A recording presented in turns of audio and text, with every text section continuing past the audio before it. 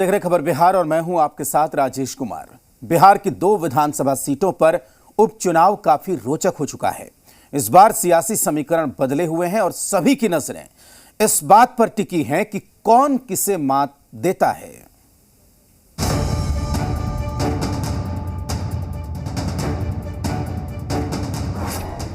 दो सीटों पर किसकी दावेदारी, किसका पलड़ा कितना भारी।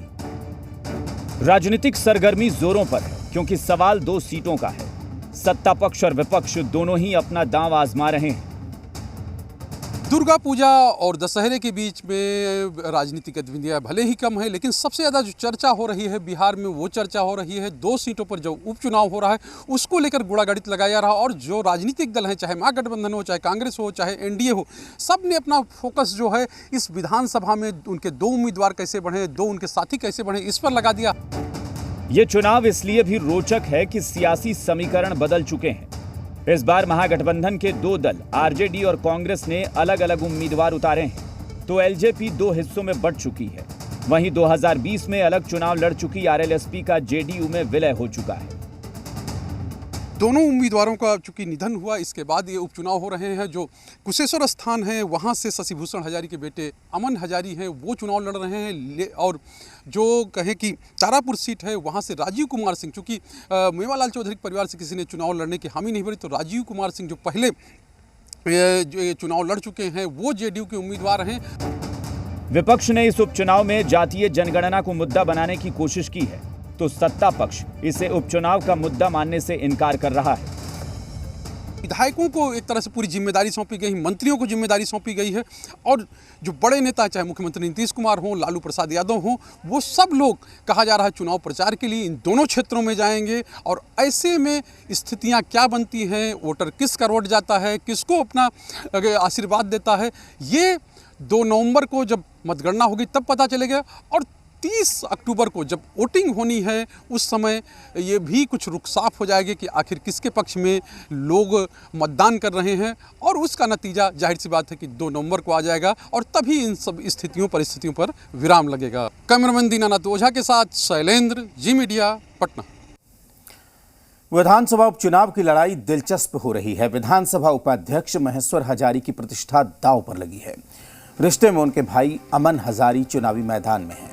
अमन हजारी शशि भूषण हजारी के बेटे हैं। महेश्वर हजारी का कहना है कि कुशेश्वर स्थान हमारी परंपरागत सीट है।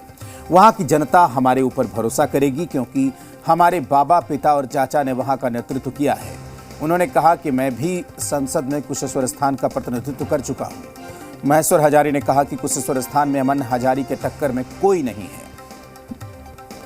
हमारे पॉलिटिकल एडिटर शैलेंद्र ने महेश्वर हजारी से खास बातचीत की। कुशेश्वर स्थान और तारापुर 2 सीटें हैं जहां उपचुनाव हो रहा है। कुशेश्वर स्थान में एक तरह से कहें कि पार्टी की जो जदयू की एनडीए की प्रतिष्ठा दांव पे है। हम बात करते हैं एनडीए की ओर से, जो कि जदयू की ओर से जो स्टार प्रचारकों की सूची है, विधानसभा के उपाध्यक्ष हैं महेश्वर हजारी। सर, क्या देखते हैं, चूँकि सिटिंग सीट आप लोगों की है? देखिए, सिटिंग सीट भी रही है, वह सीट हम लोगों को परंपरागत रही है। चूँकि हमारे बाबा थे, वो भी 3 टर्म वहाँ से विधायक रह चुके हैं। 3 टर्म हमारे शशि भूषण हजारी जी भी विधायक रहे, हम भी वहाँ के सांसद थे और हमारे पिताजी भी वहाँ से सांसद रह चुके हैं। तो इसीलिए वहाँ परंपरागत सीट है, वहाँ कोई कठिनाई नहीं है। पिछले बार जो मार्जिन थी उससे ज़्यादा मार्जिन से वोट से हम लोग जीतने का काम करेंगे। और जनता की सहानुभूति है, लेकिन जिस परिवार में माँ बाप दोनों मर गया हो तो उस बच्चे का क्या हालात होगा। तो जनता मालिक होती है और जनता की सहानुभूति इनको पूरी तरह से है। और जनता दल यूनाइटेड नेता नीतीश कुमार जी का आने के बाद जिस तरह से कुशेश्वर स्थान का विकास हुआ, कुशेश्वर स्थान मुख्यालय भी जिला से नहीं था, उसका तो संपर्क नहीं था। तो अब जिस तरह से संपर्क बन गया, रोड बन गया, तो लोग काफ़ी खुश हैं। कई स्थान ऐसे हैं जहाँ जाना मुश्किल काम है। हाँ, स्वाभाविक बात है। अभी चूँकि देखिए होता क्या है, वहाँ जब तक भारत सरकार का यह काम है, जब तक नेपाल सरकार से भारत सरकार बात नहीं करेगी, हाई डैम नहीं बनेगा, तब तक जितना भी पानी होता है कोसी का, बलान का, करेह का सारा पानी वहीं पर जाकर होता है, चूँकि नीचे लो लैंड है, वहाँ जमा हो लो लैंड है। साफ तौर पे है महेश्वर हजारी जो कहते हैं वो करते हैं। और एक ये भी बात है कि जिस तरह से कुशेश्वर स्थान को ये बताया है परंपरागत सीट है, चाहे बाबा की बात हो, पिताजी की बात हो या चाचा की बात हो और या खुद की बात हो, कि सभी लोग वहाँ से प्रतिनिधित्व किया है सब लोगों ने, और इसीलिए जनता जो है वो इन लोगों का काम देख रही और काम के आधार पर ही वोट करेगी।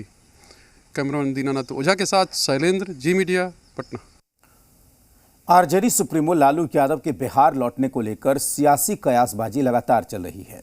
इस बीच पूर्व सीएम और लालू यादव की पत्नी राबड़ी देवी ने यह साफ कर दिया है कि लालू यादव अभी पटना नहीं आएंगे। उन्होंने कहा कि दिल्ली में उनका इलाज चल रहा है। लालू यादव के बिहार लौटने के सवाल पर राबड़ी देवी ने कहा कि अभी वो नहीं आएंगे। इस दौरान राबड़ी देवी ने उपचुनाव में जीत का दावा किया। लालू जी को लाने जा रही हैं। लालू जी इलाज में है, जल्द आ सकते हैं बिहार। बिहार अभी नहीं आ सकते। 2 सीट पे चुनाव होना है मैडम, जीतता है पूरा जीतता है, आरजेडी जीतेगा। मौका तो त्योहार